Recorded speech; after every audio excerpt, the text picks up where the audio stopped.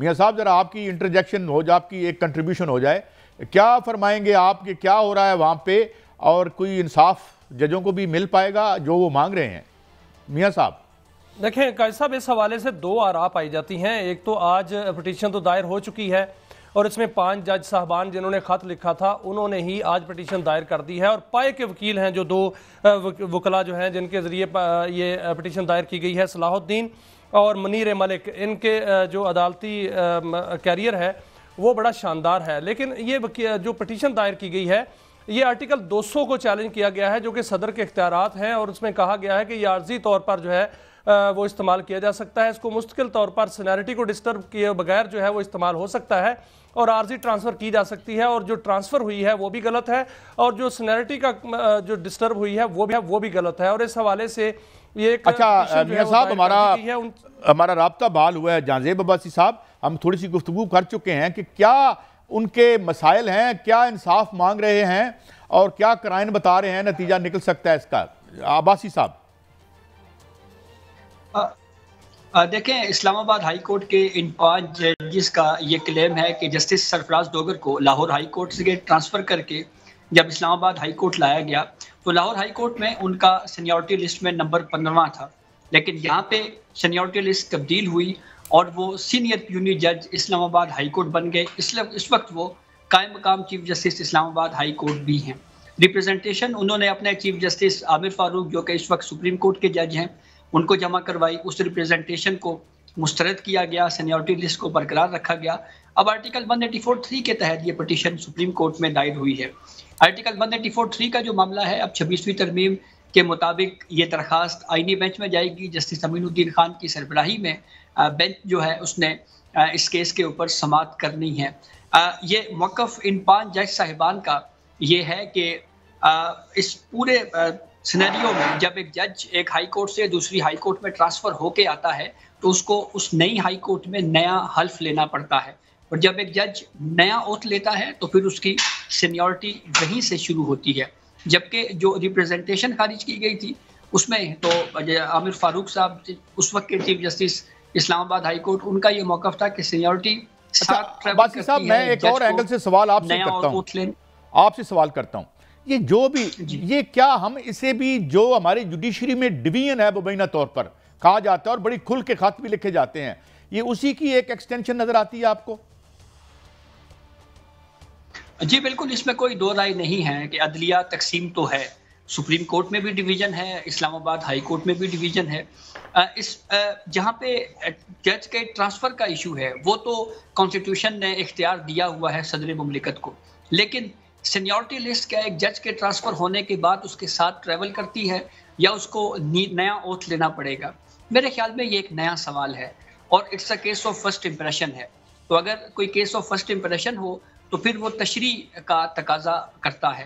तो अब ये आईनी बेंच ने ही लेकिन बात साहब जो जजेस की तकर्री होती है या बाद में जो कंडक्ट होता है जजेस का, मेरा सवाल ये है जो जजेस का कंडक्ट है वो क्या इस चीज़ की इजाज़त देता है कि वो जज जो है वो अपने कुर्सी से उठकर उस जगह पर पहुंच जाए कि वो साइल बन जाए और वहां जाके वो एक दरख्वास्त दायर कर दे और ख़ुद जो है वो इंसाफ की तलाश में हो? क्या ऐसा अगर हो रहा है, जो हो चुका है, पटिशन दायर हो चुकी है, क्या इससे निज़ाम इंसाफ जो है उस पर सवालिया निशान नहीं उठता या जजेस का जो कंडक्ट है उस पर सवालिया निशान उठता है? मियाँ साहब, मेरे ख्याल में ये नहीं है, क्योंकि एक जज साइल बन सकता है। अगर हम पाकिस्तान की अदालती तारीख देखें तो साबिक चीफ जस्टिस काजी फाइज ईसा के खिलाफ पीटीआई की दौरे हुकूमत में जब रेफरेंस आया तो रिव्यू में काजी फाइज ईसा ने न सिर्फ वो पटिशनर थे बल्कि इन पर्सन भी उन्होंने आर्ग्यू किया। पेशावर हाई कोर्ट में जब जजेस की अपॉइंटमेंट का मामला पेशावर हाई कोर्ट से हो रहा था, उस वक्त मरहूम जज वकार सेठ जो हैं उन्होंने सुप्रीम कोर्ट में आर्टिकल 184(3) के तहत एक पटिशन फाइल की थी। सुप्रीम जुडिशल काउंसिल में जब शौकत अजीज सिद्दीकी को विदाउट फेयर ट्रायल हटाया गया तो उन्होंने आर्टिकल 184(3) के तहत सुप्रीम कोर्ट में पटिशन फाइल की थी। तो जजेस का दरख्वास्त गुजार या साइल बनने की मिसालें तो हमारे यहाँ मौजूद हैं और इसमें कोई एतराज़ नहीं इससे पहले उठाया गया। हाँ, जहाँ तक ये बात है कि क्या किसी जज को किस बुनियाद पे हटाया जा सकता है, तो उसके लिए सुप्रीम जुडिशल काउंसिल आर्टिकल 209 के तहत पूरा मैकेनिज्म देता है कि एक जज अगर अपने कोड ऑफ कंडक्ट की वायलेशन करे और उस पर फिर सुप्रीम जुडिशल काउंसिल इस प्रोसीडिंग को आगे बढ़ाता है। और फिर अगर ये समझा जाए कि इस जज ने काजी साहब ने आपसे एक सवाल किया था, उन्होंने कहा था कि जुडिशरी में तकसीम की बात की थी, और तकसीम भी है, महाजराई भी है, कश्मकश भी है।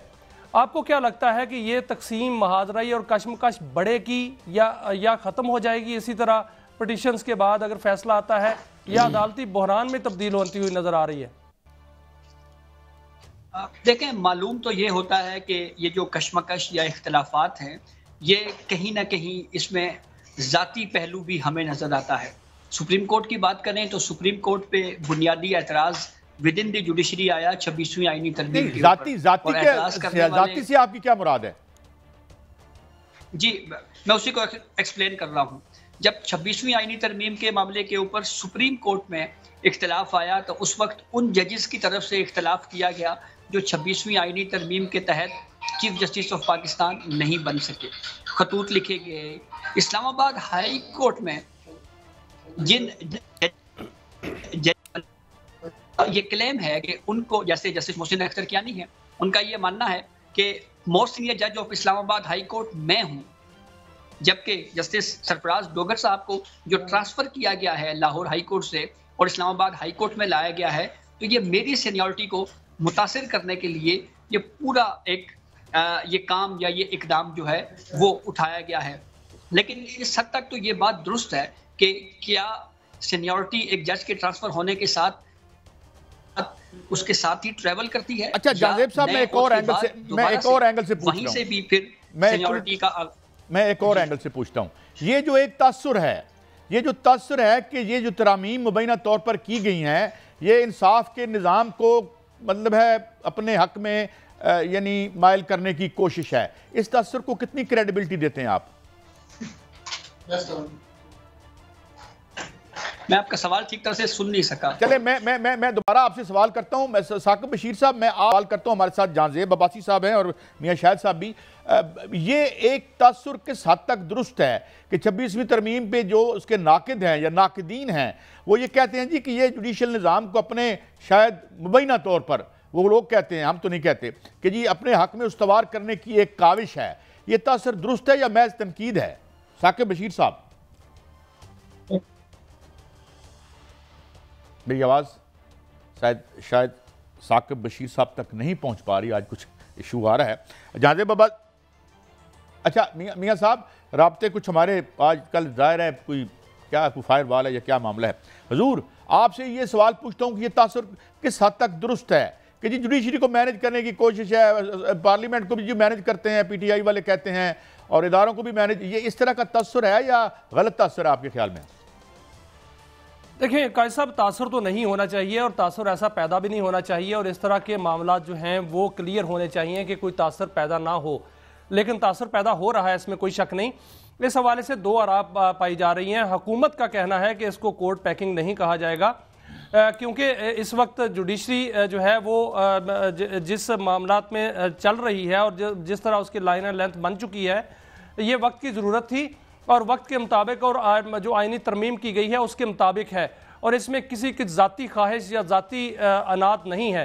लेकिन दूसरी जानिब जो है वो वकला, आपने देखा कि यहाँ पर कन्वेंशन भी हुए, और इस मामले पर ख़ास तौर पर जिसमें ट्रांसफ़र और सीनियरिटी का मामला बना हुआ है, इसमें बाकायदा तौर पर खतूत भी लिखे गए, और वहाँ पर आपने देखा कि जिस दिन हल्फ उठाया जा रहा था उस दिन भी ये मामला सामने नज़र आ रहा था। वहाँ पर जो जज साहबान हैं उनकी बॉडी लैंग्वेज भी नज़र आ रही थी, और वहाँ पर उनका कंडक्ट भी नज़र आ रहा था कि वो किसी से मिल रहे थे, किसी से नहीं मिल रहे थे।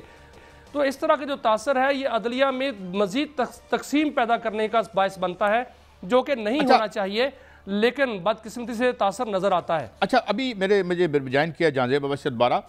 अब्बासी साहब, ये भी कहा जाता है कि अगर 26वीं तरमीम का केस जस्टिस मुनीब के सामने लगता या जो मंसूर अली शाह हैं, तो शायद फिर वो फैसला हमें काबिल कबूल ना होता। ये भी एक जाली तासुर है।